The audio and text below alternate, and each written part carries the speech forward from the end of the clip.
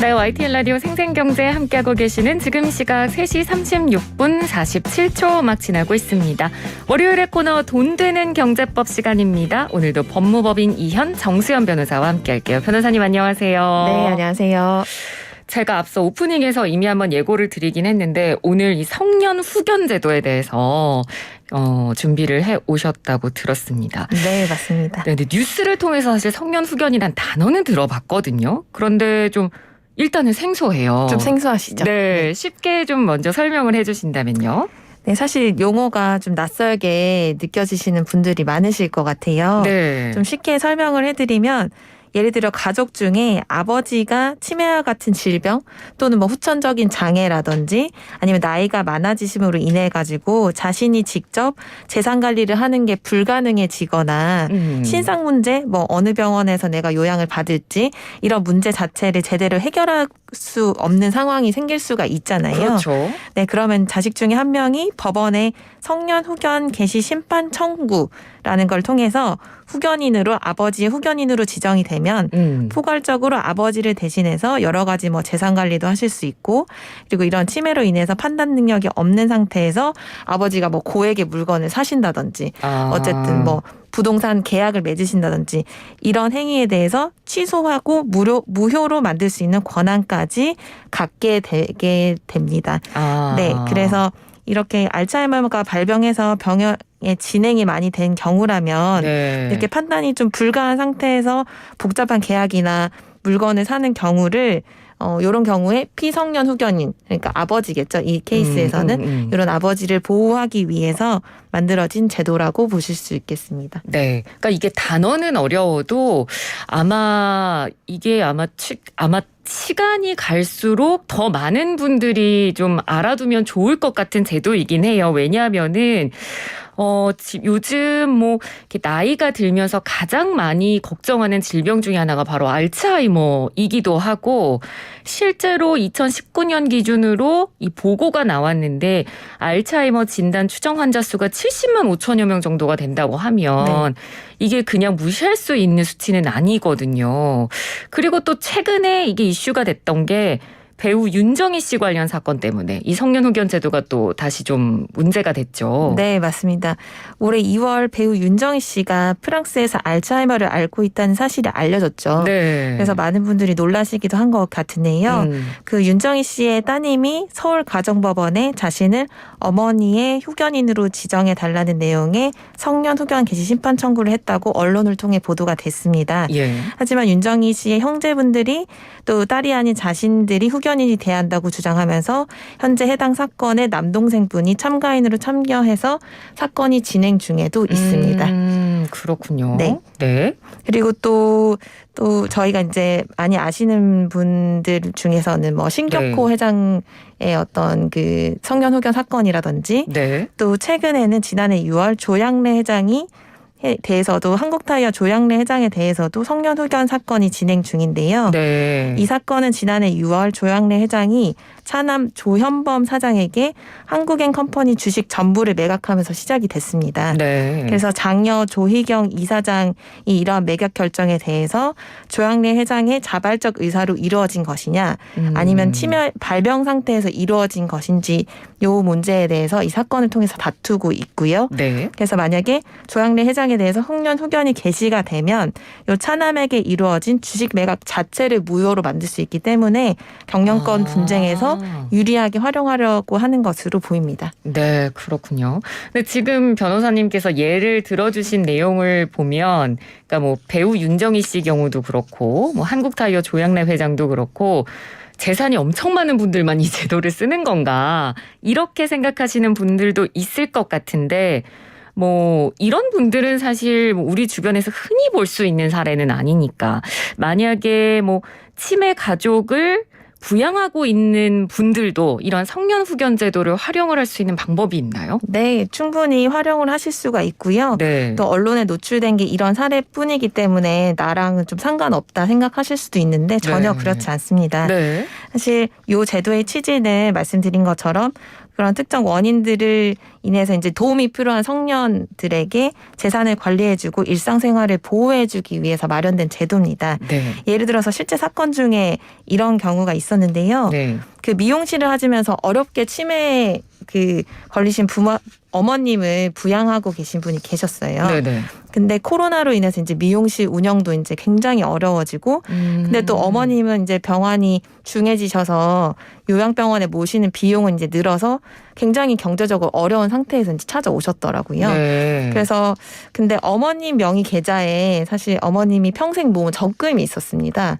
그래서 은행에 가서 이제 찾으려고 하니까 이게 어머님 계좌이기 때문에 따님은 찾을 수가 없는 거죠. 아, 그렇군요. 네.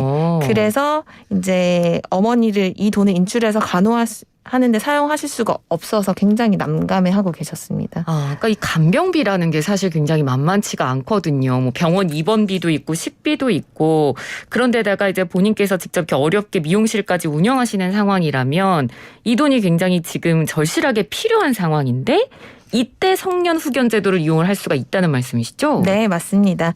이런 경우 따님이 이제 주소지 관할 가정법원을 통해서 자신을 어머니 후견인으로 지정해 달라고 아까 말씀드린 성년 후견 개시 심판 청구를 하실 수가 있고요. 네. 이때는 담당 정신건강의학과 전문의가 작성한 치매 진단서를 제출해서 어머님이 이렇게 지속적으로 어떤 사무 처리를 스스로 하실 수 없는 상태라는 것을 법원에 밝히시면은 따님이 후견인으로 지정되실 수 있고, 어머님을 대신해서 요 은행에서 돈도 찾아서 간병비로 사용하실 수가 있게 됩니다. 네. 네, 코로나로 인해서 이렇게 부양가족분들의 부담이 많이 커지고 있는데요. 이러한 제도를 이용하시면 지정된 후견인은 그 피성년 후견인의 재산을 간호, 부양 목적에 한해서는 관리할 수 있는 굉장히 포괄적인 권한을 가질 수 있게 됩니다. 그렇군요.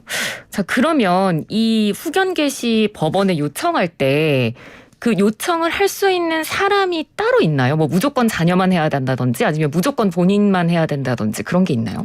네, 그 법상으로 본인 스스로도 후견 개시를 청구를 하실 수가 있고요. 네. 그리고 배우자 그리고 사촌인의 친족인 경우에 우선 후견 개시 청구를 관할 가정법원에 하실 수 있습니다. 배우자, 사촌인의 친족. 네, 그러니까 네. 자녀도 포함이 되는 거고. 네, 맞습니다. 그리고 나 스스로도 후견 개시를 청구하실 수 있다는 거. 네, 네. 네, 오늘 방송을 통해서 참고가 될 만한 정보를 저희가 전해드린 것 같습니다. 자, 그럼 만약에 후견인으로 지정이 되면 내가 한 모든 행위를 대신하고 취소도 하고 이렇게 다 가능한 건가요? 예를 들면 뭐 아버님이 아까 제가 들어드린 예시에서 네. 아버님이 뭐 알츠하이머에 걸리셨는데 어느 순간에는 조금 의사소통이 되신 상황에서 뭐 큰 계약건을 이렇게 사인하고 오셨을 수도 있잖아요. 그러니까요. 예를 들면 그런 경우가 굉장히 문제가 되는 건데 결론부터 말씀을 드리면 성년 후견 제도 중에 네. 성년 후견이라는 것을 통해서 지정된 후견인만이 이렇게 포괄적인 권한을 갖게 됩니다. 네. 성년 후견 제도는 법원을 통한 법정 후견과 또 법원을 통하지 않고 본인과 후견인과의 계약을 맺어서 진행되는 임의 후견 제도 두 가지가 있는데요. 네. 제가 앞에서 설명드린 것은 법원을 통한 성년 후견인 것이고요. 네. 이 법정 후견 중에서는 한정 후견 그리고 특정 후견 이렇게 두 가지가 더 있습니다. 그래서 앞에서 설명드린 중증 치매의 경우에는 본인이 지속적으로 사무 처리 능력이 없다고 봐서 이렇게 포괄적으로 대신할 수 있는 권리, 그리고 본인이 한 뭐 계약건이나 이런 거를 취소를 해서 무효다 이렇게 할 수 있는 권리까지 주는 것이고요. 네. 한정 후견의 경우에는 이렇게 지속적으로 사무 처리 능력이 없는 것이 아니라 뭐 질병으로 인해서 그러한 능력이 부족하게 되었을 때, 없는 것이 아니라 살짝 부족하게 되었을 때 법원이 정한 범위 내에서만 후견인이 본인을 대신하거나 어떤 행위를 취소로 해서 무효로 만들 수 있습니다. 예를 들면 뭐 재산 처분에 관한 사항 이런 식으로 한정된 범위 내에서만. 한정된 범위 내에서만 아하. 대신하고 그리고 취소로 만들 수 있는 권한을 갖게 되는 것이고요. 네. 그리고 특정한 어떤 사무에 대해서만 도움이 필요한 경우에는 특정 후견이라는 제도를 이용을 하시면 됩니다. 아하, 네. 그래서 예를 들면 뭐 땡땡 부동산 매매계약 체결이라든지 뭐 땡땡 증여 계약이라든지 이런 식의 특정한 사무에 한해서 본인을 대신한 권한만 갖게 되는 것이고요. 특정 네. 후견인으로 지정되시면 뭐 취소를 하거나 이런 거는 불가능합니다. 네, 그렇군요. 그 법원을 통해서 후견인을 지정하는 제도가 있고 당사자 간에 계약 맺어서 진행하는 임의 후견도 있다고 하셨잖아요. 네네. 그러면 임의 후견은 법적 구속력이 상대적으로 떨어지는 거 아닌가요? 그렇지 않습니다. 그렇지 않아요? 네. 본인은 이제 이러한 때를 이제 본인이 스스로 대비를 해서 네. 어떤 신뢰할 만한 사람이랑 이제 계약을 맺으셔서요. 재산 관리를 앞으로 이렇게 해달라. 그리고 나를 뭐 요런 요양병원에 이러한 계좌에서 돈을 꺼내서 나를 이렇게 간병을 해달라. 요런 구체적인 사항을 적으셔서 공정증서 형식으로 작성을 하시고 이걸 후견 등기를 하시면 법정 후견과 동일한 효력이 있습니다. 그래서 이렇게 해가지고 자기 스스로 이제 대비를 할 수 있는 것이죠. 이게 임의 후견 제도입니다. 그렇군요. 그러니까 내가 지금은 건강하지만 나중에 어떤 정신적으로나 뭐 육체적으로 이제 건강이 나빠질 것을 대비해서 이제 법원이 아닌 이런 임시적으로 후견인을 만들 수 있는 그게 바로 이제 임의 후견 제도라는 말씀이시네요. 네네. 네.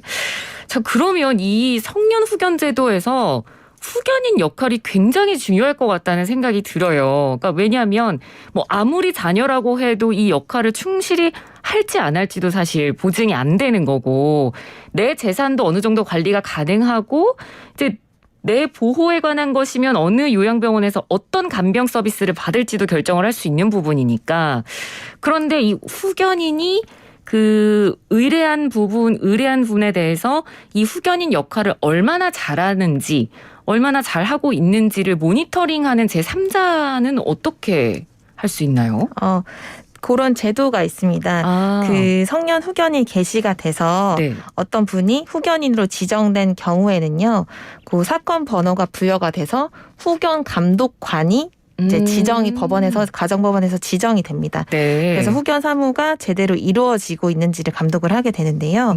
후견이 게시가 되면 그 지정된 후견인은 먼저 그 피성년 후견인 그러니까 그 사건 본인을 말하는 거죠. 본인의 재산의 전부를 신고하는 절차를 의무적으로 진행을 해야 되는 것이 절차가 있고요. 그래서 거기에 포함되는 내용은 매월 피성년 후견인에 들어가는 뭐 식비라든지 간병비, 병원비, 약제비 같은 것을 본인을 위해서 얼마나 사용하실지를 계획서를 작성해서 제출을 하셔야 됩니다. 저도 이걸 작성해 본 적이 있는데 생각보다 굉장히 자세하게 작성을 해야 되더라고요. 그렇군요. 월 얼마 이렇게 해서 12개월 얼마 이런 식으로. 그래서 이제 1년 후에 계획서대로 이제 간호나 보호를 위한 목적으로만 재산이 관리됐는지 그리고 간호가 잘 이루어졌는지를 감독관에게 이제 보호할 의무가 있습니다. 그렇군요. 자, 그럼 만약에 후견인이 본인의 부동산을 뭐 임의로 가지고 있는 걸 팔아버리거나 뭐 계좌에서 돈을 인출을 해서 간병비나 뭐 병원비 이런 어떤 생활비에 쓰지 않고 내 어떤 사적인 이득을 위해서 쓸 수도 있는 거잖아요. 그런 경우에는 어떻게 하나요? 네, 그런 경우에는 이제 이런 내용이 밝혀지면 후견을 아까 말씀드린 후견을 감독하는 법원에서 형사 고발 조치가 들어가게 됩니다. 실제로 제주지법에서 있었던 사건인데요. 언론에서 나와서 이제 알고 계신 분도 있겠지만 그 교통사고로 뇌병변 장애가 생겨서 사지가 마비된 동생의 성년 후견인으로 형이 지정이 됐었어요. 이 사건의 경우에. 근데 동생의 보험금 1억 2천만 원을 자신이 이제 수령을 해서 후견인이니까 이제 수령을 했겠죠. 수령을 해서 자신의 단독 명의로 어떤 아파트를 분양을 받았습니다. 근데 그때 이제 이분이 말한 변소는 이 동생을 그 집에서 간호하려고 했었다라고 얘기를 했는데 사실 후견 감독관이 그러면 분양받은 그 아파트의 지분을 동생에게도 뭐 공동 명의로 해라 이렇게 요청을 했는데 그걸 끝까지 거부를 했어요. 그래서 이제 고발 조치돼서 성년 후견인인 형이 횡령죄로 처벌받은 사례가 있습니다. 그렇군요. 그러니까 후견인의 권한이 사실 생각보다 굉장히 넓어서 이 부분에 대한 감독이 철저하게 이루어지지 않으면 방금 사례로 들어주신 이런 사례들이 얼마든지 발생할 수 있을 것 같습니다. 자, 이제 마지막으로 이 성년 후견 제도를 이용하고 싶어하는 분들도 오늘 방송을 들으면서 생기실 것 같은데 이분들께 변호사님께서 좀 조언해 주실 게 있으시다면요. 네, 보통 찾아오시는 분들을 보면 우선 경제적인 이유로 성년 후견 개시를 신청하시는 경우가 대부분이에요. 네. 그래서 빠른 후견인 지정이 좀 필요하신 경우가 많거든요. 그래서 그 전에 이제 후견인을 누가 할 것인지에 대해서 가족들 간의 의견을 모으는 절차가 굉장히 중요할 것 같습니다. 피성년 후견인의 재산이 또 많은 경우엔 특히 배우자, 뭐 형제 간 이제 누가 후견인으로 지정될 것인지에 대한 다툼이 있을 수가 있는데요. 이런 경우 잘 논의하셔서 나머지 가족들이 한 명을 후견인으로 지정하는데 동의한다는 동의서를 내시면 좀 더 빠르게 개시 결정을 받으실 수가 있고요. 네. 만약에 의사가 모아지지 않으시면 법원에서 그 후견인 후보자의 피성년 후견인과의 관계라든지 뭐 가족 관계라든지 재정 상황 그리고 부양 계획을 보고 판단한다는 것을 알아두시면 좋겠습니다. 네, 알겠습니다. 자, 오늘 돈 되는 경제법 성년 후견인 제도에 대해서 저희가 한번 알아봤습니다. 법무법인 이현의 정수연 변호사였습니다. 고맙습니다. 감사합니다.